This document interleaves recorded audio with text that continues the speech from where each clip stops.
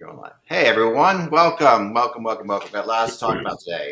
And an interesting story that's developing with Provorov. Since I even wrote my blog earlier, I've gotten more information than I could possibly shake a stick at about this. So we'll talk about everything I have. And I haven't even written it yet on the blog, so we'll talk about that when we get into the actual show.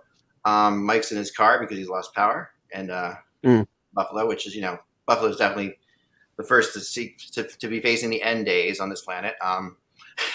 Apparently, makes sense. It's a zombie apocalypse is nigh, Mike, where Mike is. So, with all this, if anything bad's going to happen, it's going to happen in Buffalo first. That's for sure. But Russ, what's going on today? Yeah, I'm going to just mention that the dichotomy of the end of the NFL season, not for Mike's team. Mike didn't have anything to worry about, but not yet. For the Lions and the Jets, it was interesting because the Jets were in playoff position. They didn't keep it. They actually had destiny in their own hands with 2 weeks to go. They couldn't hold on to it. They lost a bunch of games down the stretch, and they did make the playoffs. But they had 8 wins, and nobody cares. Like, everybody's just like, you failed. And it's true because, coach failed, everybody failed. Matter of fact, it was said that Woody Johnson, who owns Johnson & Johnson, was mad before yesterday's game. Well, he couldn't have been that mad because yesterday they scored 6 points, and the coach is still there. So he's not that mad. Kevin's team wins a game. They go 9-8. They don't even make the playoffs, and Dan Campbell's a hero.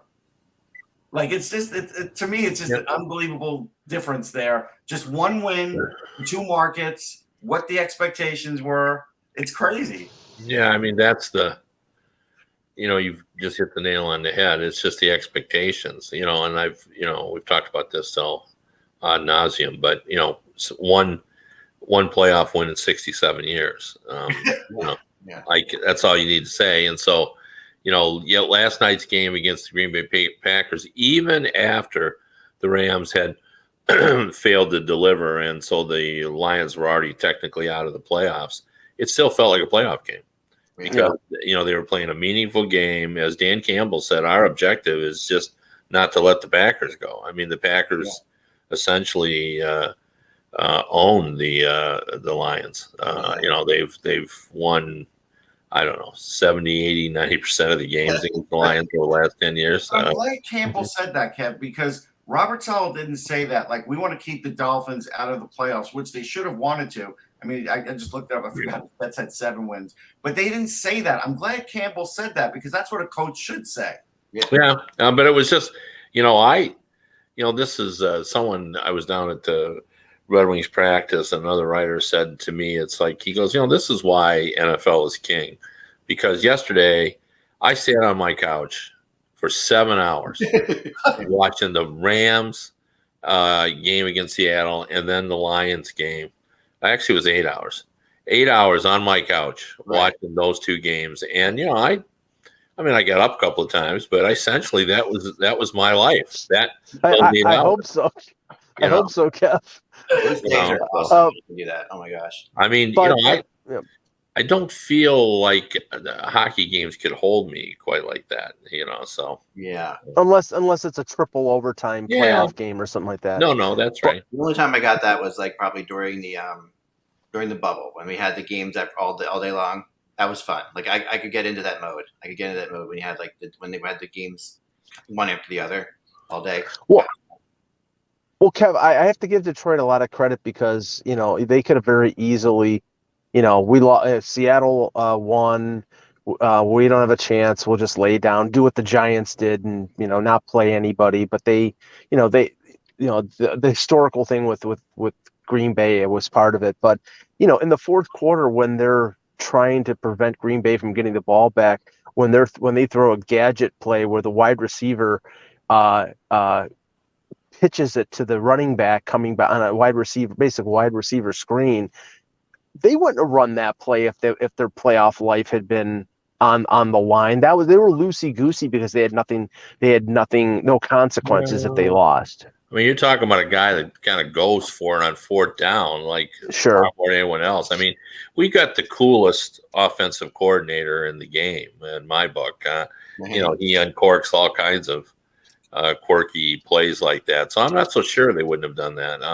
They've done some, kind of strange things. But this is my final take on the Lions. You can make a case that what happened yesterday was better than if they had made the playoffs for this reason. Number one, the Rams lost, so they get the Rams first round pick, which is 6th overall now, because the Rams lost that game. So that gives them in theory, a better player up there at the number 6. And also, they won their last game. They're above 500. And, they were just going to go to San Francisco and get their clocks clean. Like the Lions defense, despite the fact that played pretty well in the second half, is still ranks 32nd in the league in many categories. Like their defense is not good enough. And they know that. So it's almost better, you win your last game of the year. You're 9-7. You got a winning record, which is, something in Detroit that gets fans kind of excited.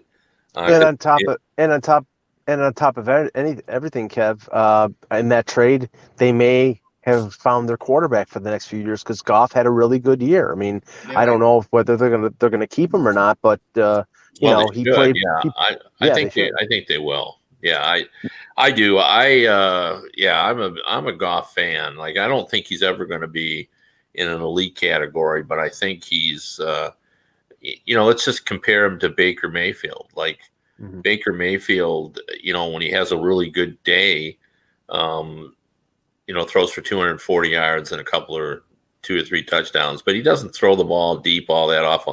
Jared Goff just lights it up. He's 300 passing yards waiting to happen all the time. He's a good decision maker. He may not have the best arm, but he's a good decision maker. Yeah, he throws the ball around, and that's what you want in Detroit. That's what we like. So now in my neck of the woods, where I'm always concerned about the team getting the first pick, the Houston Texans yesterday won to fall out of the first overall pick and allow the Chicago Bears to get the first overall pick. And then this morning, Lovie Smith, their coach, was summarily fired. If you were going to fire the coach, why wouldn't you fire him a couple weeks ago? And why wouldn't you tank to get the first pick? I don't understand. It makes absolutely no sense. There's an organization. Because I'll tell you why. Because that organization has had so much bad press. Yeah. Going back to Watson when he was quarterbacking them, going back to firing their coach, not interviewing a black head coach. So then they hired a black head coach, and now they fired him for no good reason, which again makes them look bad. Right. So they can't get out of their own way, Mike. So you're asking the Houston Texans to kind of like be a regular organization, and they can't. I mean, it's hard to think in the NFL too. It is. Right. Yeah, I mean, because players are never co-conspirators, and that coaches don't go along with it. So the only way you can do it is you can just order a quarterback not to be played, but then you open yourself up to people asking why. It's not like you're resting a guy for the playoffs, right? I mean, it's just much harder to do. And even in the NHL, you've got to tank. Early in the season, not late. I mean, you know what I mean? Like, you got to manipulate that roster and get it set up to fail. And you can't take in the final month. You can't. No, you can't do that. All right. You're right. Absolutely. All right. All right, here we go, guys. Let's do this. Here's 3:11. All right. Let's do the date. What's the date? No, we'll say it's January 9th. Thank you very much over there. Kids are like, it's the 9th, Dad. All right. Hello, Hockey World. It is Monday, January 9th, 2023. I'm Michael Agello sitting in my driveway because the power in Buffalo is out. So the power grid here sucks. I'm Russ Cohen from Sportsology. I'm Kevin Allen. I'm in the wrong square. I'm in the upper right, and I'm totally confused. I don't know why I'm here. There, I'm not there. I'm never there either. I'm always down here. I'm down here. Yeah. Yes. Oh, I feel better now. I feel better. I'm in the basement where I belong. Yeah, that's good. I should be on the right. We'll do this then. Okay. No, you shouldn't. Keep it the way it is. Yeah. Yeah, I know. It's like, right. I know exactly. How about this? Let's go for this move. Mike, is that okay with you? Yes, that's perfect. Yeah. There we go. How's that? All right. Okay. As it should be. Yeah. As it should. All right. All right. Oh man. Yeah, we got a lot to talk about. So there are. I last night attended the Flyers Leafs game. With my daughter in the seats, so I was about 10. It was fun because we always get good seats. We were like, when we go once a year. The Flyers always get killed. It's tradition. Going back for as long as I can remember. I don't think she's ever seen them win. We used to take her to like Panthers games. It would get destroyed for some reason. I don't know, but it's fun because I get to sit right between the bench, like 10 minutes up, center ice benches both sides, and yeah, it was really neat to like see the dynamic that close because in the press box you don't get that. And I had a lot of there's a couple things I wanted to note from last night's game. First of all, the one thing I don't want to even get into the parking aspect because I talked about that before with you guys. It's boring to everybody, but so it's impossible. When an Eagles game ends at 7 and a Flyers game starts at 7 in the same complex, that's disastrous. It's hard. Yeah. I don't know why they didn't move this game to the afternoon. But anyway, the one thing I did notice, and in a team, when the fans aren't that interested in a team, there's one really easy way to tell, and that is how many current jerseys you see versus jerseys from players way back. Like when I was at the game last night, I maybe saw a couple Konechny jerseys, a couple Carter Hart jerseys, but I saw Rich Sutter, I saw a Dennis Berggaard jersey, I saw sitting in front of me was a Pelle Lindbergh jersey. There were lots of Briere jerseys, lots of Giroux jerseys. Just a whole, and it's just like. It really was amazing. It really does show something, I think, to like where the fan base is because they're not invested. You know what I mean? They're not invested in the players enough to put out the money to get a jersey, right? So, they're not spending any more extra money on a jersey until they get a player they feel is worth it to them. Right. And with all these players, the 49s and the 37s and all these weird numbers too, it also makes you. To me, one of the first things I would do if I was this Flyers team was I would be like, let's all get real numbers, guys. This is kind of, it makes them look like they're all just trying out to me. Like, no, I think you're looking too far into it. Here's what I've always believed about a number. If the player's great or you like that player, he'll make that number famous or popular. Yeah, right. Danny Briere was 48. I know, and then Morgan Frost is now 48, and he actually looked pretty good last night. But there was a lot of it was a rough night for Carter Hart, but it was again. This is like, and the observations of the people around me were they just like people long for another time, so they're wearing these old jerseys to bring them back to like that old time. That's the feeling. Like it's like when I used to go to the games with like my, my Ron Flockhart jersey on. I saw one of those too. Like it was a really exciting time for me. Now I'll go to these games and it's like they're going to games in a symbolic way almost. It's very disconcerting. Kev, to me the sure sign of apathy, and I picked up on this. It was 6-2 in the third period after Matthews scored the goal, and there was no booing from the Philadelphia fans, not of Toronto, but usually when a fan base is pissed off at their organization for being bad, they boo their own team because they're upset at the performance or the product on the ice.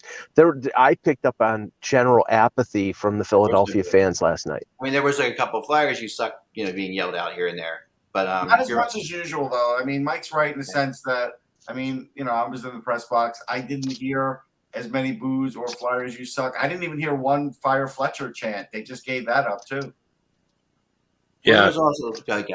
Well, I think Mike's right. Apathy is, in fact, if you're the marketing director, that's what you fear more than them being mad at you. So if they don't care, worse than not selling tickets in a lot of ways because it really is like apathy. I can only remember 3 or so times I've been going to games since I was 10 years old with season tickets. I only can remember like 3 or so seasons when it was like this, like apathetic to this level. And the apathy is really, really bad. And there was, I think a lot of it last night was the people were admiring the fact they're playing a good team. Like this is obviously a good team. And there's the Flyers were not going, no one out going in last night expected them to win this game. This was, even though they'd won 4 in a row.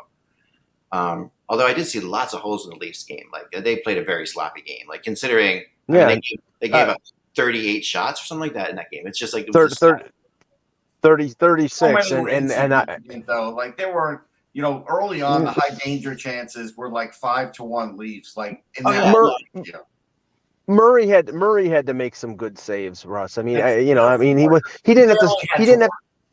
he didn't have to stand on his head, but I mean, when Toronto in the first half of that game did all they could do to keep Philadelphia in the game, because Marner gives away that puck on the Konechny goal in the first period, and then they give away the puck just inside the blue line, and the cement mixer line, as I call Brown, McEwen, and Delorier, they score a goal, but then Toronto pulled away. It was in the end, it was determined by talent. Hey, listen, Tony DeAngelo had 4 giveaways, and then he didn't have a chance to give away another puck the rest of the game. Yeah, he was benched. I was surprised how much time the star players were getting on the Maple Leafs towards the end of that game. Still, like if I'm them, why are we putting out these guys on power plays? Like, why are we playing Marner and Matthews on power plays still? Like, I'll tell you why, because they had been playing that 5-forward power play the last few games, and finally against Detroit on Saturday, they started to put Morgan Rielly at the point, and Rielly hadn't worked the point in 6 weeks, so they were getting in some work with Rielly as the point guy, the power play. That's why. I do need to say this, though, because this is something that we all are acknowledging now in the press box, and really isn't working. It's okay if a coach benches a player. It's fine. It really is. You bench him for a shift or 2, but when you bench a player that you have as one of your top 4 defensemen, and you bench him for 2 periods, almost 2 full periods, he had 1 shift, you bench him for that long, you're basically giving away the game in essence. And every time he's done this, they've basically given away the game because their defense just can't hold up. He may see more battle out of the other guys that are left, but it's just a bad strategy. And I don't think you have to bench a guy that long to get the results you want. If you're that unhappy with him, then just bench him the next game. Yeah, can you make it start a game like that and you're shorthanding your team on defense like that against a team like the Maple Leafs? Come on. I mean, that's obviously his style. It's his style, right? He is a benching coach. There's no two ways about it. He's been a benching coach. I mean, we all remember, Dubinsky, not Dubinsky. We all remember the guy they traded to for Patrick Laine. Sorry, losing my mind. Oh, Pierre-Luc Dubois. Pierre-Luc Dubois being benched. Remember that famous benching? I mean, he's a benching coach, right? That's what he does. Right. Doesn't make it right. I do think the difference between this Flyers team and other Flyers teams in the past, which I was kind of impressed by, is that they did play hard to the end of the game, which last year you did not see. Like, you did not see that they kept fighting, they kept battling, even though they weren't going to score, they didn't have the talent to pull it off. You could tell, but they kept battling. Now, and the last thing I'm going to say about it, which I was so freaking impressed by, and this is the kind of thing you see live that I don't know if you can even pick up. I couldn't pick up in the press box; it was too high up. But just how much this is Matthews' team is really interesting. Like, just to see his reaction, how he's talking to people. He's such a quiet. He comes off as a quiet guy, but like when you're closer up to the bench, you see that he's not that quiet, and he's got a lot more vocal. And his goal he scored. It looked like such a routine play into an empty net, but the pass was deflected up into the air, and he picked it up. It was about 6 inches off the ice, and he deadened it on his stick like no one's business. It wasn't deflected, Ek. It was feathered. I see clearly. Like, look at the highlight. It comes off the blade. I'll watch the replay again, but it was deflected up. It was bouncing sort of when it came to him, and he cradled it with such soft hands. And put it in the back of the net that it was ridiculous. It was like one of those things like, holy cow. Like, I've always said, he's one of the best ever receiving a pass. It was just the hilarious thing is that on the TSN broadcast, they were talking about the fact, gee, Austin Matthews only has 20 goals in 41 games. That's a 40-goal pace. It's like, I mean, I understand the guy has won 2 Rocket Richards in a row, and he had 60 last year. A 40-goal year is extremely respectable, especially for the fact that he's playing a lot more sort of two-way hockey this year, and he's much more conscientious defensively than he's been in the past. But it's like, oh my God, he's having it's a slump because he's only got 20 goals in 41 games. It's sort of bunk. It's just like, I think this is his best season so far, Kevin. I mean, I really do. I think this is his best season so far. Really, when you look at it, it's like he's just doing everything. Like, he is, and he's leading the way, right? I mean, the guy like Matthews plays defense. It's like Ovechkin playing defense. can't disagree. Before you bring up, because you're going to bring up your rumor about Provorov, the only thing I would say about that is, and we're talking about it in the press box too, because we're hearing about him complaining about the power play, him not getting enough time on the power play, these kinds of things. The only thing I would say is, and this is where the Flyers could really run themselves into trouble by letting Torts sort of be the GM here. Because if Torts decides, hey, I can win without Provorov, he's really wrong. Because there's no number one on that roster. There's no guy who could be a number one in their system. He believes there's probably somebody on this team that could be a number one, but they're unproven at that position. You're going to give up a guy who at least is probably the 17th or 18th number one in the league. Maybe he's 20. But that is a big deal to try and do and try and have a better season next year. Like I said before, Russ, the fact that we haven't seen a Team Russia play has hurt Provorov's marketability. Because if there had been a Team Russia play in the last Olympics or what have you, and it was NHL players, Provorov would be on the first pair of that Russian team. And you would see it, and people would be like, okay, wow, Provorov's really a good, but the fact he's very underappreciated he is in Philadelphia right now. So it kind of brings to my story, and I need your help on this, Kevin, a lot, because we want to talk anatomies of rumors a little bit. You and I have had this discussion many times. It's a lot of fun to have, and but I want to do it on the first time I think we've ever done it on here. So the background before getting to L.A. Friedman's rumor yesterday, right? The background of Provorov that I knew, and I mentioned before, is that last year in the X interviews, a lot of Flyers players were mad at Provorov, and they made that note. I found this out from a very good source who was involved in the whole thing. And they said that Provorov was too just unhappy all the time, too tough on them. Provorov did not accept the fact that this team was not battling. He was one of those guys who just wants to battle, right? And then some of the other guys were a little bit softer.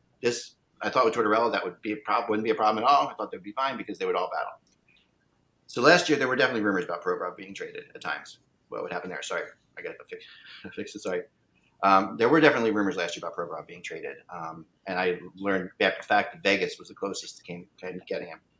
But this year things have sort of settled in. Yeah, he's not happy about his playing time. Russ, you're right about that, of course. But no one's thrilled with Tortorella in terms of he's always going to do things slightly differently. So Kevin, L.A. Friedman comes out with a rumor that Provorov is available, right, or that teams are interested.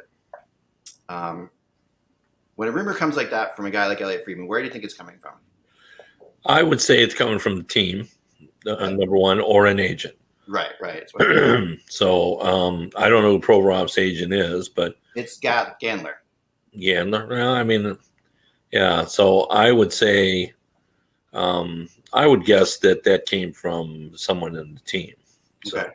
Yeah, I mean, I agree with you. It's one of the two, right? So, yeah. Well, let's start this discussion by I'll tell a story. It must have been now 7 or 8 years ago. I'm sitting next to Bob McKenzie, and he and I are talking about rumors. And I said, the thing about rumors, Bob, is I would say 90% of them don't even get to the heavy discussion stage. Right. And he said, I think it's closer to 95. And we just started laughing about all the craziness that we hear that just never gets to even the heavy discussion stage. And right. I just heard a story recently from was talking about years ago, the Roy Cummings, who was covering the Tampa Bay Lightning, had a rumor about a potential trade between the Tampa Bay Lightning and the Philadelphia Flyers. Mm-hmm. And he said there had been discussions about this trade, and he thought that they were getting close to it.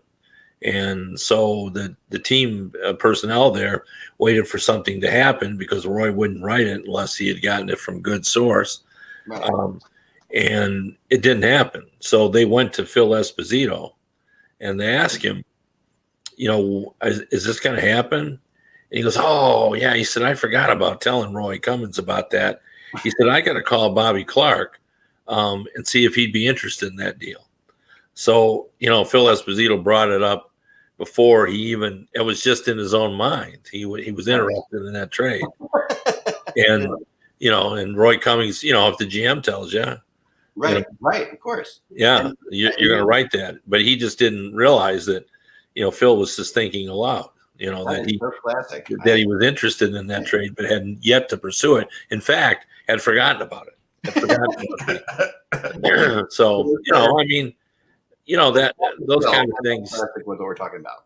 Yeah, I remember in my USA Today career saying to half joking, but somewhat serious to Rajan Houle, who was the coach of the general manager of the Montreal Canadiens. And we were talking about trade rumors, and he gave me one. He said, I've heard this. And I laughed. I said, come on. Yeah, I said, did you hear that from anybody that matters, or did you read that in Bruce Garriock's column? And he started laughing. He goes, I might have read it in Bruce Garriock's column.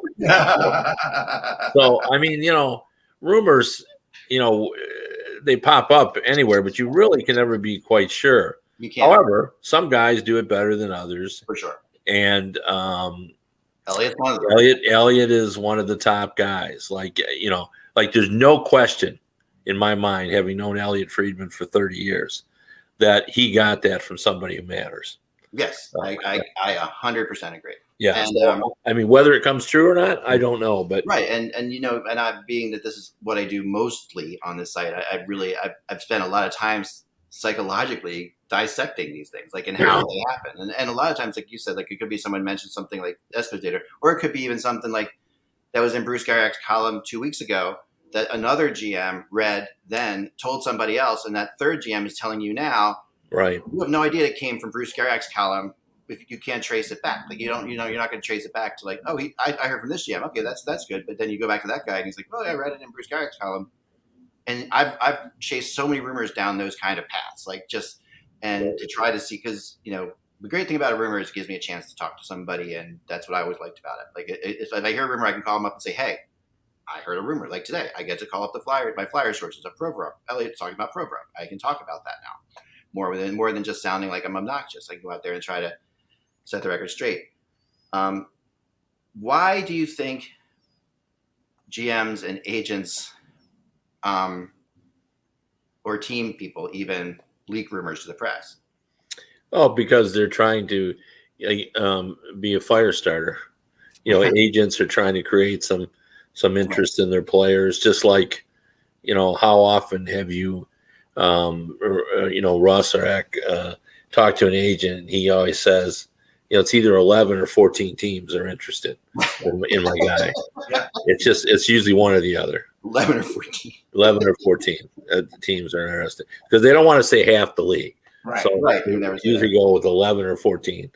And what does that really mean? Is that, is it, like you always joke about the Canadian exchange rate? Is the NHL exchange rate on that really mean 6? Yeah, that's 6. Or yeah. So I don't know, but I've always been amused that how often somebody has said to me, yeah, we get 11 teams interested or 14 teams. I think there's a legitimate Canadian exchange rate because the Canadian teams are covered more. So I think that absolutely is the case, that you have, like, a Toronto will have more teams interested in the player than a Nashville will have. Yeah. I also think general managers, and it's no different than what you see in politics, they float ideas to see what the reaction will be. Yeah, trial balloons. Things, and I get this a lot, maybe because people know that I'm talking about rumors all the time, and I'm like people's like dirty little, oh, let's talk to Ekman about rumors type thing. I get that sometimes, like, what have you heard? Like some guys who just love talking about rumors. There's some guys out there who just love talking about rumors. That there's like some general managers that love it. That they just enjoy it. Yeah. And they find it fun, and even if they don't believe it, they love discussing it. They're like gossip gap. They just like, it's just like gossiping schoolgirls we used to joke around. Yeah, I had another general manager tell me one time that if there was a rumor about a player that could help his team, he said you could write that Ken Holland looked into it. So I'm telling you who it is. He looked into it, and you'd be right because he'd say I check out everything. I heard that. That doesn't mean that he said that I'm, interested, but I like to believe that I lift up every rock and look underneath. So if there's something floating around out there about so-and-so being ready, he says, I usually at least try to find out if that's true or not. Right. I mean, and that's, and now, but Mike's breaking up. Sorry, Mike. Sorry, I know you're having a rough time out there, Mike. Wait till you get to better a little bit. Can you hear me? Yeah. Can you hear me? But yeah. Go ahead, try now. Okay, so no, I'll just say this. It's like I know that, starting off as just a fan, being on the outside looking in terms of rumors, reading, Jim Kelly's column in the Buffalo News or anything out of the Toronto Star or the Toronto Sun, and now being a reporter for as long as the last decade or so. You can apply logic to rumors and come to the conclusion that some rumors are just illogical. Sorry, Mike. They don't make any sense. Yeah, you're breaking up a little bit. But he's right. And You're right about that. We're trying to get in a better spot, Mike. Sorry, you're breaking up in and out. But you're right about what you're saying. That logic, I always say logic with rumors, logic only applies. And I've had this fight with Lyle Richardson, who's Spectre from Spectre's side, right? I've had this fight with him before because he's like, that's not logical. And he's a very logical guy. He was a military guy. Lyle's a nice guy, really nice guy. We get along very well. And I said, he says, that's not a logical trade. And I say, well, yeah, but if you know anything about logic, the only way to make a logical decision on something is to know everything about it. Like if you know everything about a situation, you can make a logical decision on it. Here's what I would say about logic. When I was, like a young guy, and Phil Esposito was the GM of the Rangers, that whole trade or Phil thing was great for 5 minutes when he's making trade after trade. And then after like 3 trades, you were like, what are you doing? And he just kept making trade after trade, and it was too much. Yeah. And it was to his detriment. And Right. so as much as people like trades and such, you can go overboard with it. And Phil proved it. Well, there's a buzz. GMs tell me, I've talked to you. There's a buzz when you make a trade. Like it's an up. It's like that's like a taking up drug there. Like if I make a trade, it's like a really exciting thing because I pull it off. I feel like I got better, put it in the team. And it's of course tempting to keep doing that. And some guys are good at laying off a bit, and then there's some guys like even like a Bill Zito we talked about before who made a bunch of trades when he got to Florida, but hasn't made a trade all year, and so people are like, well, but he's tied now. When the rumor comes out, Florida's tied to everything, right? Because he made these trades. I will tell you what irritates general managers more than anything is that reporters don't use their knowledge of how the system works. Like they don't filter anything. Like it drives. Like I've said, so many general managers say to me, it's like, you guys write all the time about how you can make the salary cap work. And he goes, and I live with it every day. And I can tell you can't make it work. He said, it's just impossible. And you guys know it's impossible. But yet I'll read, well, so-and-so is interested in this guy. And then, you and I both know there's no way I can make that work. Right. Like, he said, and then I see. You and I have had this fight before. Right. Yes, we have had this fight because it drives them crazy. I know. Like that people come up with these obscure ways to get it done, and they're going. Yeah, I know. And yet, my whole argument to that has always been, yet we see these things like happen, like Shea Weber gets traded and Subban gets traded, and all these things happen, and there's like, how did anyone think they would ever be able to trade those guys? And it's like because they're and this is the other thing about GMs, right? Until it's done, it's not happening. Yeah, like they'll flat out tell you no until they I'm going to give you another anecdote just to kind of when Shea Weber you got the offer sheet. Yeah. Many writers were writing that this was going to be difficult, really difficult for the Predators to match that offer. It was just too hard. And I talked to a general manager who said to me, every team in the league would have to borrow money to make this happen. He said, I don't care who it is. He's the Toronto Maple Leafs. Nobody has $40 million in a safe in anyone's office. Right. Like that isn't how business works. And he said, so, the Predators will do just what the Rangers would do, the Red Wings would do.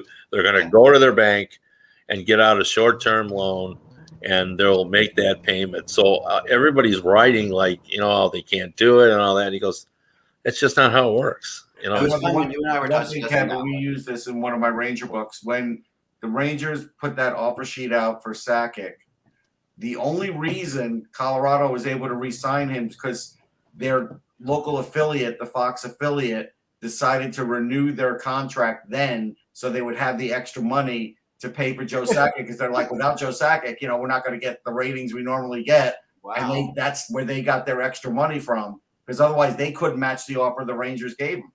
Wow. well, they could have got a loan. I mean, that's how you do it. Yeah, I mean, Well, I guess that's better than a loan, though, right? I remember when the Shea Weber offer sheet came down, Kevin. We were talking, and it was interesting because you're very connected with Nashville, and I've got some connections with Nashville. Different, I mean, they're different connections, which has always been interesting. So we go through these different things, and you were 100% sure they were going to match. No way. Yeah. You had no question about it from the get go immediately. Essentially, I was told they were going to match. You were told that, okay? Yeah. But logically, Kevin, I would be the general manager. I'm like, logically, how am I going to do that? That's now you just said they got loans and stuff like that, but that's one of those things that logically didn't really sort of was like that. Did it make sense for Nashville to even do that? I mean, they have to do it for the publicity of it. They can't just kind of have a player taken from them like that. They felt like he was such an important player to them, such a huge player to them. And he did want to be a Flyer too. He was okay being a Flyer. He signed that offer sheet. He came to Philadelphia. He visited. He walked around before signing that offer sheet. All those things, later came out that he did. He wanted to be a Flyer. So you're then offering him picking out loans, all a buttload of stuff just to get a guy who's wanted to sign someplace else. There's a lot. It's a really crazy thing, it puts him in such a spot, right? Yeah. Well, the other thing was the institutional knowledge of knowing that, when Poyle didn't sign it, didn't take the guy and took the draft picks in Washington, it didn't work out for him. Right. So he knew that the value of draft picks it just wasn't equal to, the player. But now draft picks I think players are better than ever in the draft. Maybe that could change. I don't think that would change. No, not with a proven player. Right. With a proven player, that's completely different. I mean, if a guy that's coming up where you're not quite sure, that's what happened. Who was the guy that ended up in Edmonton because both parties weren't quite sure? Was it Penner or? Yeah, Penner. Well, in that case, nobody was quite sure what Penner was. Yeah, right. So letting him go was a little bit easy. But when you're talking about Sakic or Shea Weber or any of the people, what he is. Right. So it's you don't know. The Bruins had 3 first-round picks, boom, boom, boom, and didn't get anyone out of it.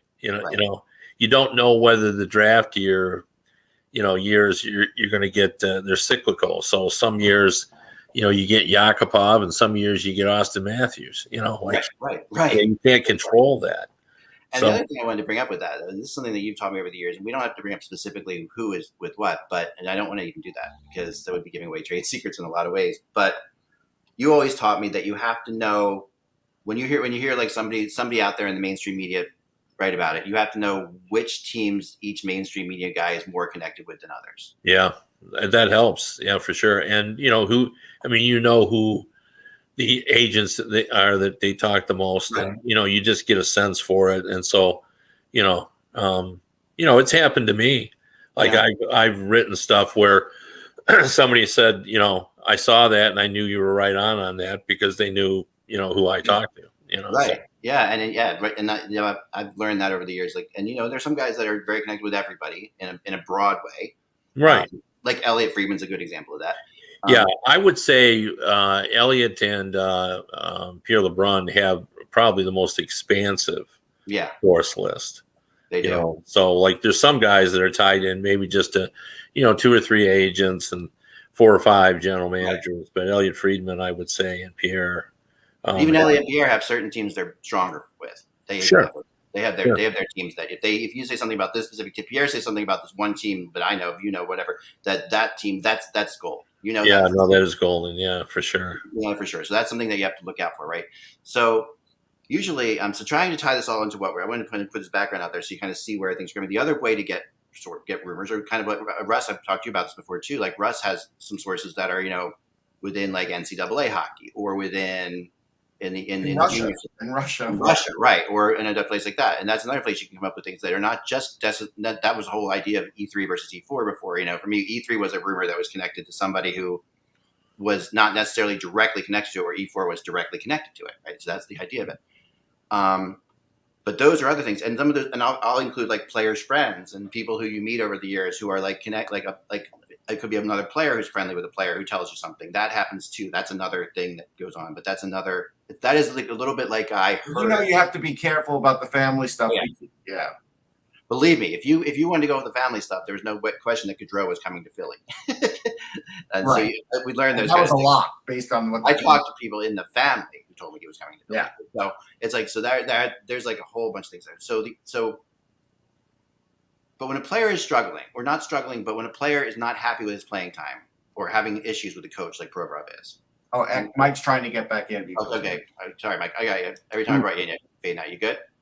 Yes. Thanks, Mike. I'm sorry. You're better. Thanks. So you get a couple times. All right. So when a player I've been driving around the Cheektowaga looking for a friggin' power source or tower or something. That's the name of your memoir. Where in Cheektowaga is Michelangelo? All right. Yeah. Yes.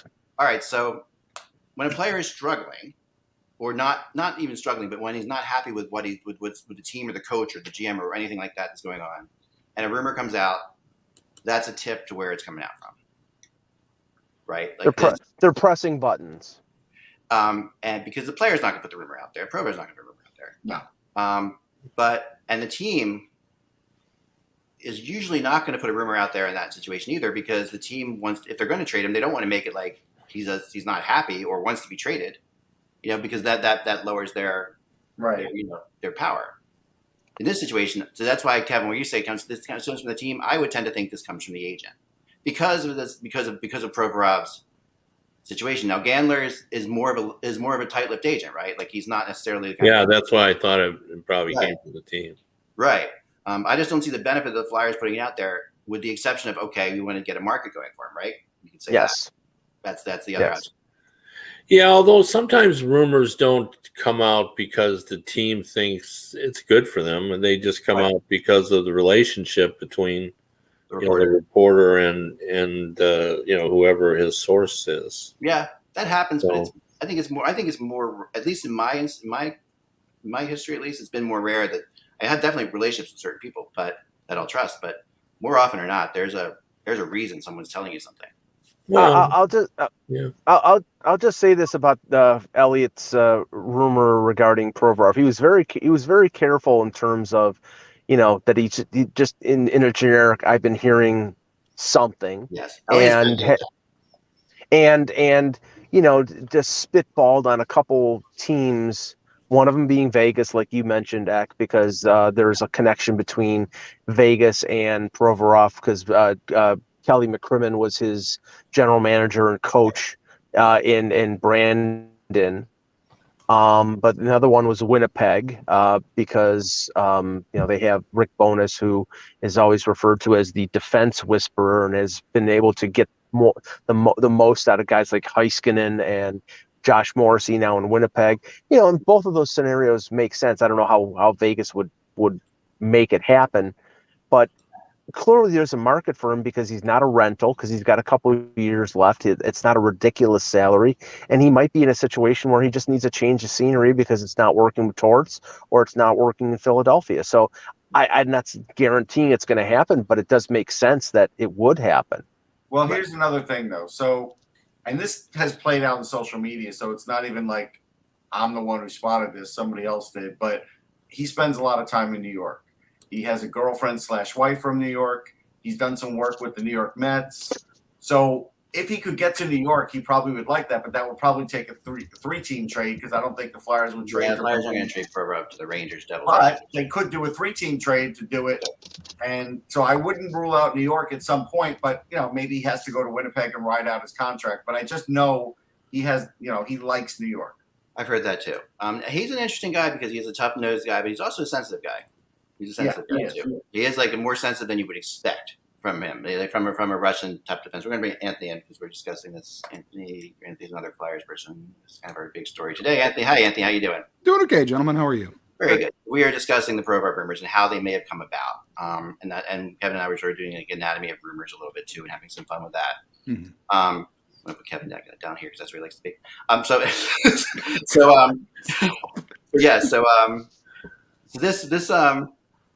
This rumor. I know you were in the press box last night with Russ. Yeah. The other rumor that's flying around, is that Gandler, who is the agent for him, is on his way to Philly. You guys heard that last night? I did not hear that. No, I did not. did hear that last night. Okay, I did hear that last night from a very good source. Actually, somebody who said he spoke to him directly. Okay, and he's coming to Philly to talk. Like now, that's it's an interesting thing. What do you make of that, Kevin? If you hear that.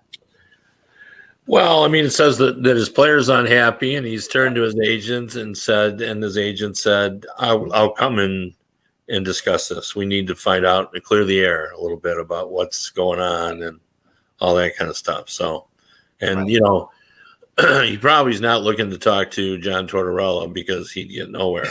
He knows that. Yeah, he's going to be looking to talk to Chuck Fletcher. Would be my guess, right. Which would make a lot of sense. But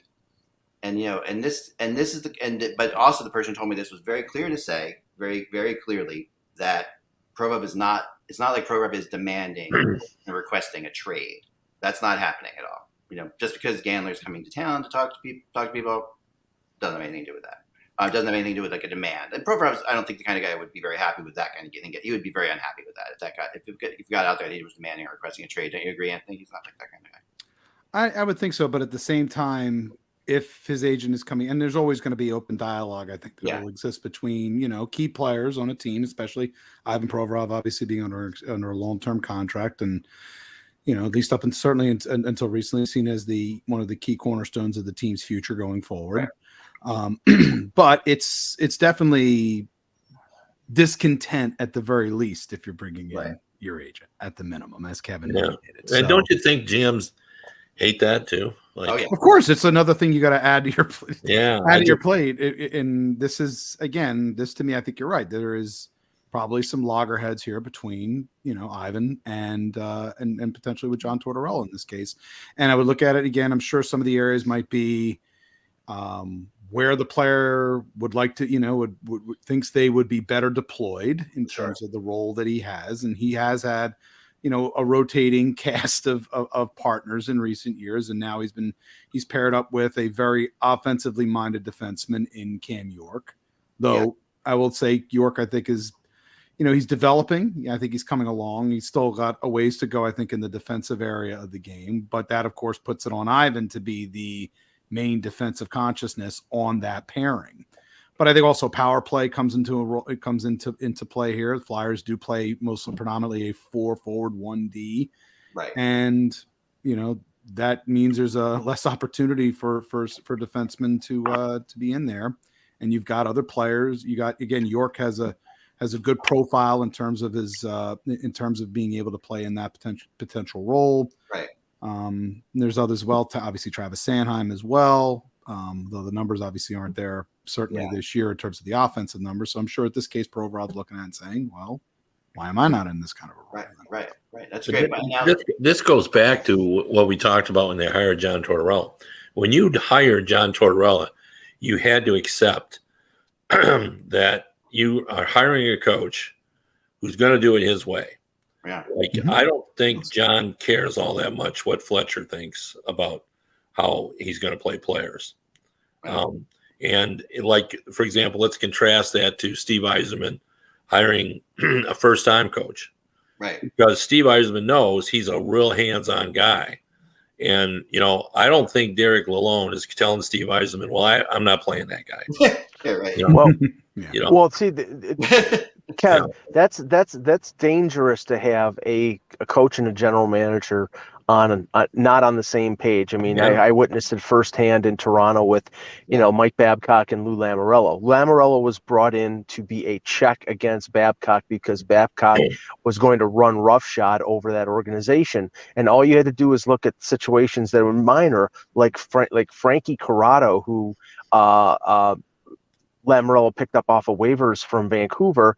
Babcock refused to play him for over a year because he wasn't consulted on the waiver claim, which is just asinine. So, if Tortorella is going to try to run roughshod over Fletcher, or if he's going to say, I'm going to play this guy and not play this guy, then something's going to have to change. Otherwise, that organization will just become more dysfunctional. Well, sometimes it works. I mean, yes, it just depends on the personalities. I mean, Glenn Sather made it work for a lot of years. You worked for Glenn Sather. You understood that he was a hands-on guy. If you go to Detroit, you understand that Steve Yzerman is a hands-on guy. And, the difficulty with, when you hire John Tortorella, you get a guy that, he wants you to manage and him to coach. Right. And I've talked about this before, but Rod Brendamore in Carolina, he doesn't want to be involved in those kind of decisions because he just wants to coach. And he just says, you give me the players and, but, just know that I'm going to coach them. But I said, I respect the fact that you pick the players because he doesn't want to be involved in that because he said it's hard if he gets too involved in that, I would respect GMs who are okay with their coach being on a different page. Right. I have a big respect. Like, I don't think it's a problem if you have a mature, experienced GM, it's a plus.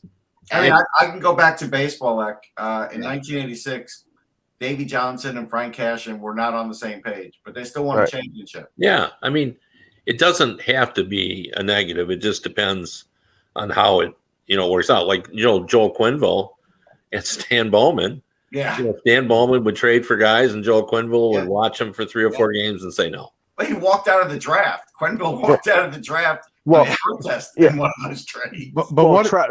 Trevor Daly, he trades for Trevor Daly, and then he just after about 10 games said, I can't use this guy. And of course they won. Yeah, no, so right. But the one thing you would look at with Philadelphia is that they're in a bit of a precarious spot here. Is that a lot of the teams that you mentioned, even in baseball in this case, so teams that were somewhat far along in terms of their development, whereas Philadelphia is not in what we would call a good state at the moment. And when you've got when you have a strong-willed coach in this circumstance who's trying to shape the team in the way he wants them to play, and you have a general manager who, again, we know is not lame. We're certainly not. I don't think necessarily Chuck is like established lame duck, but the organization's fairly quiet on the front of what his future is going to be. So I mean, ideally, Anthony, Tortorella is the coach you bring in with a new GM at the same time. Right. Or you bring him in with the new GM and again, in a lot of circumstances, it will probably be because of the power of the personality of the coach that it will be someone who would be in and someone who Schwartz is familiar with and knows well. And each other. Or our GM understands he still always has the power because he controls the roster. Right. Like if push comes to shove, Fletcher can trade anybody. He can send anyone to the minors. It's it's his call. I mean, he won't do that though, Kev. He's not that guy. No, he's not that guy. But my point is John Tortorella is only in control if you let him be. And some GMs are willing to let strong, and there was never anything. There was no tension over this. But do you think Ken Holland ever went to the mat with Stan Bowman over personnel, or do you think he'd said, "Hey, Stan, who do you want?" Yeah, right. Or not Stan, but Scotty, Mike Babcock. Yeah, Scotty. Or Bowman. Babcock and Holland, I think, is a great example, right? Because those two were probably firing water and oil a lot. I mean, I don't think Jay Feaster got along well with Tortorella, and that's why I don't think he was there that far after when they won the cup. Well, I don't think he did. But there's a great anecdote too about Feaster and Tortorella and Vinny LeCavier that I wrote about in a book where essentially they weren't getting along and it's working. And he called them both in the room and put them in the right next to each other in front of them and said, "Look, this is how it is. I'm in charge. I'm not trading him. I'm not firing you. So it's best that you both get along. So figure out how to do it because you know what? Neither one of you are going to go. So you're going to be miserable unless you figure out how to work this out." So, and you know what else are you going to do in that situation? Because he spoke the Smart truth. move. Yeah, I like that. And but again, Yeah. certainly different time, and the fact that Yeah. Torts didn't have a cup, at least one cup ring yeah, behind him at that no, point. but But still, Yeah. no, I get your point, I mean, Kevin. the big thing is Feaster's personality versus Fletcher's personality. There's the other thing too, like way different personalities. Oh yeah. Fletcher is very much of the old hockey school of like, I'm the GM, the coach will be the coach. I'll respect the coach for being the coach. He'll respect me for being the GM. The assistant GM, everything's in its place. Fletcher's an old school, old family hockey guy. Like, they've been around for a long time, and he knows how to do things. He knows the way that hockey world likes things done, or has liked things done for over the years, and what it's usually worked. And it's a tough spot. Go ahead, Mike. Eck, I don't know if you covered this while I was making my great sojourn around downtown Cheektowaga, but the rumor that you had put up there yesterday about Chikrin and the Leafs. Yeah. Let's discuss that, Mike. Yeah, please. you go first because. All right. No, I mean, this is. I was lucky enough that somebody was one of the pretty high up was in town, and I got to go to lunch with him yesterday from Toronto, and talk to him a little bit about some things. And he's been very, very good with me in the past. He told me some things that I can't talk about or can't talk about yet, or whatever. But he also did bring up the fact that Leafs were very, very interested in Chikrin, and that it was somebody that they were targeting. And they were happy about Sandin's play coming better because when the injuries happened, because he's a big part of the thing. And they wanted to bring his value up a little bit. They like him, but they don't love him, as Mike's always said. But they think that his value has gotten higher because he's played better, right? And Nylander's always been so inconsistent that they wouldn't mind moving his money out, because that's a lot of money. Obviously, they got to make room because they don't have a lot of space. Plus, they also like to get a goalie tending prospect, which and you wouldn't tell me who that is from Arizona, but there's a goalie tending prospect they like. I don't know, maybe you would know rest of the goalie tending prospects from Arizona. I don't. Yeah, I gotta look them up. Who they are? I wouldn't even know if you told me, because he didn't tell me. But that was involved too in a draft pick. And that was the trade would be something like that, like Chikrin, a goaltending prospect for Nylander, Sandin, in a draft pick. It's a lot. That's a lot of players moving around. It's a big deal. And he said he said it'll know that all those pieces would be involved, some of them, parts of them, but that was the concept that was being thrown around, and that was being thrown around a lot lately. Okay, like a lot more lately. So that's what I heard. Counterpoint, Mike. Counterpoint is Kyle Dubas will never trade William Nylander while he's general manager. As much as I would have advocated it over the last few years. Especially because of the reality of, Austin Matthews is going to garner a big raise this coming up this summer, because he'll be 1 year out for being a UFA, and Nylander has the same term. So he would garner a big raise too, especially that he's on pace for 45 goals. But I don't believe Kyle Dubas will ever trade William Nylander. He has stuck to his guns throughout his entire tenure as general manager. You can find fault with him as I have on many occasions. I just don't believe it. Now, the funny thing is, I've talked to people as well, and the thing is that the impression that I got is that the Leafs are not interested in Chikrin at all. So it's like, it's all a question of who you talk to, and I could be completely wrong. But I mean, I just have had a really good relationship with this guy. He's been good. Yeah. Kevin, what are your thoughts on just the concept of the trade and the thoughts on it? Well, if they, why didn't they do this a long time ago? If this was, right.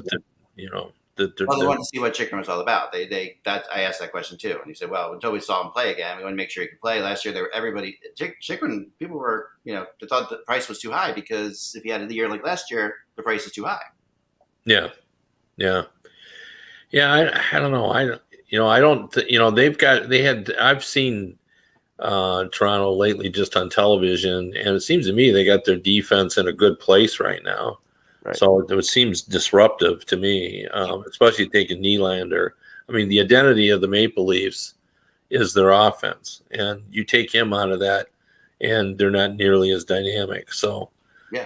I don't know that it makes sense to me, but I do. They certainly could use a difference maker on the blue line, but when they're going pretty well, like it feels like they've kind of changed the dynamic of this team this season already without him.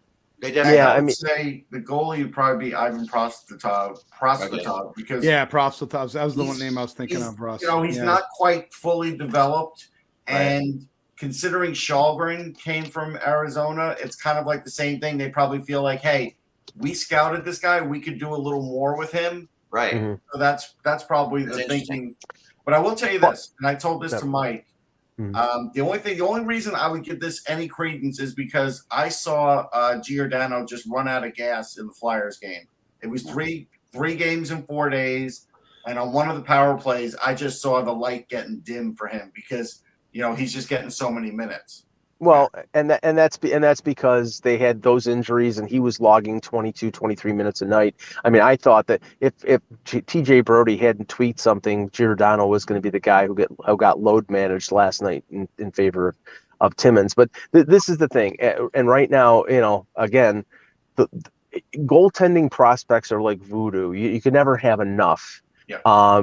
But right now, in terms of goaltending prospects, Joseph Wall, who's been in their organization for 6 years, he's finally straightened physically. He's 8-0 with the Marlies. He's going to be up in terms of waiver exemption next year. So either he's going to be their backup or he's going to get traded. They have two really good prospects in Russia, 20 and 21 years old, but that are more long range guys. So, I mean, if this prospect goaltender for the Coyotes is on a faster track, that he's an NHL worthy guy within a year or two, maybe that's a factor. I look at the Leafs right now, and their defense, in terms of their blue line, has never been stronger in the Dubas, Lamoriello era. They're 8 deep on the blue. Now, I'm not saying they're superstars, and every defense could improve. But with the loss of Muzzin, I thought that they were going to be, as you're saying, I was saying that they were going to target a blue liner. The focus has shifted. Now it is a top 6 winger. I think if they're going to give up 2 or 3 assets, which is what Chychrun would cost, which are 3 first-round equivalents. That would be Sandin, a number 1, and a Matthew Nyes or a Topi Niemela. If they don't give up Nylander, which I don't expect them to, if they're going to trade for a top 6 winger, like a Tyler Bertuzzi or a Timo Meier or something like that, the cost will probably be less than Chychrun. So that's why, and cost is everything in terms of cap and in terms of assets. So I would be genuinely shocked. I'm not saying it's impossible. I would be genuinely shocked if they traded for Jacob Chychrun. The only thing I would say, Mike, is with the loss of Muzzin, and like you said, all these guys have filled in, it's still just the regular season. And they're probably looking at it like, hey, we bring in Chychrun. Now our top 4 is a real playoff-tested top 4 where maybe we could get past Tampa or Boston. Because even the guys they have now, you're right, this defense is the best I've seen for the Leafs. But a lot of these guys aren't playoff tested. They're not. Best I've seen, but how many 2-on-1s and 3-on-2s and 4-on-2s did they give up to a bad Flyers team last night? I mean, it was in a game that they were dominating. They gave up 36 shots, like you said, Mike. Yeah. I mean, this is not. But a lot of those shots were not. I know they weren't dangerous shots, but it was, and the Flyers were just cycling and throwing everything at net. I know that. Yeah.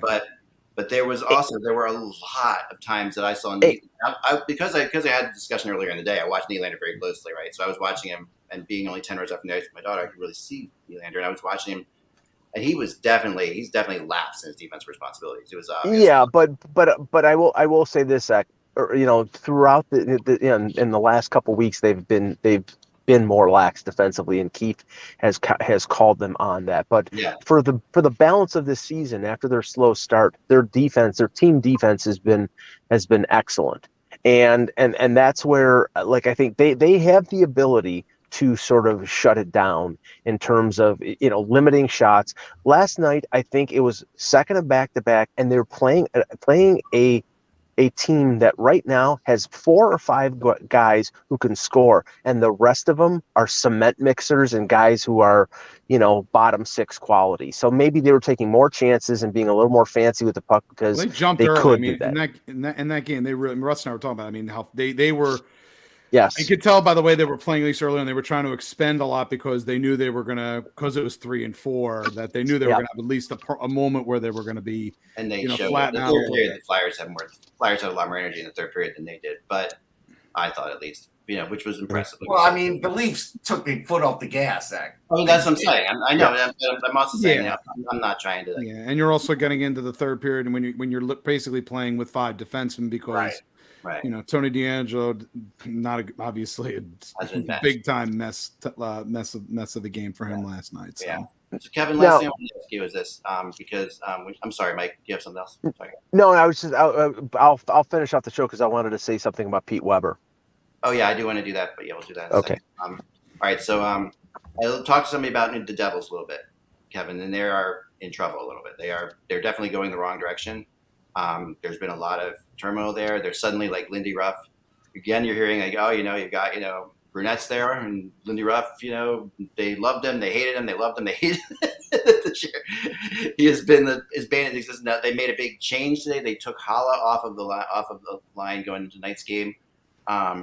With Hughes doesn't apparently like playing with Hala. He likes playing with his rookie. I can't think of his name right now, but he's been put on the third or fourth line. But what do you think in New Jersey? What are your thoughts on this situation? Well, everything's changed, with Carolina moving past them, and now the Rangers are playing well. Like it's not unthinkable that they could fall into the wild card, and if you fall into the wild card, you could lose the wild card because everybody's nipping at your heels. So I mean, I saw them recently. They destroyed Detroit, but Detroit was not playing very well at the time. But they're still the fastest team in the league. So if they start to fail, I think they are going to point the fingers at Lindy Ruff because there's a lot of ability there, a lot of ability.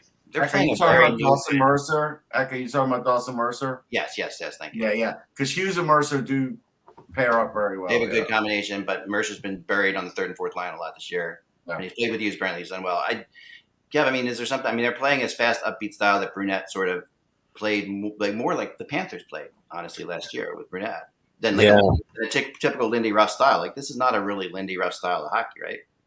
Yeah, well, their transition game is really still their key. Like, honestly, they turn the puck back the other way as quick as anybody in the league. Man, they're quick. There's no doubt. They are fast, and they gave the Rangers fits.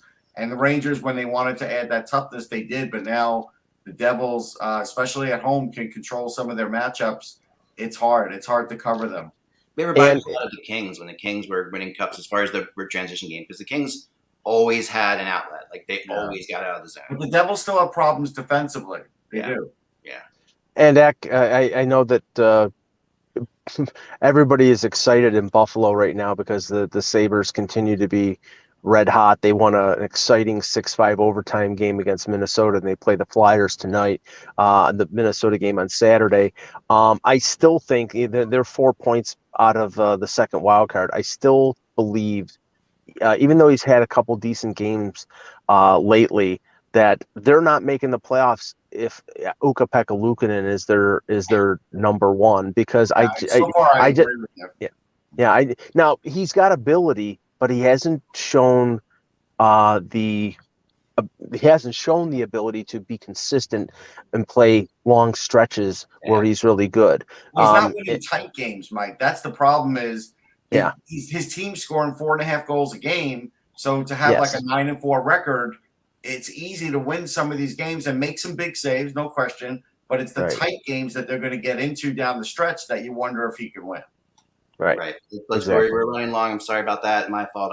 But let's Pete Weber, our buddy Pete Weber, who one of my favorite people in all of hockey, just dealing with health issues right now, is on the IR, I guess you would say.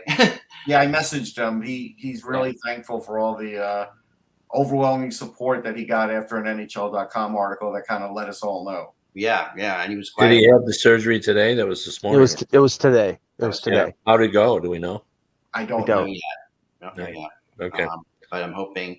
I texted them earlier today, so we'll see what happens here. We also should say that Jan Levine also had an accident in Arizona, and he tore a calf muscle, and now his whole leg is in the cast. Pretty much, it's all like in a soft cast, and he's pretty banged up himself. Is he still in Arizona?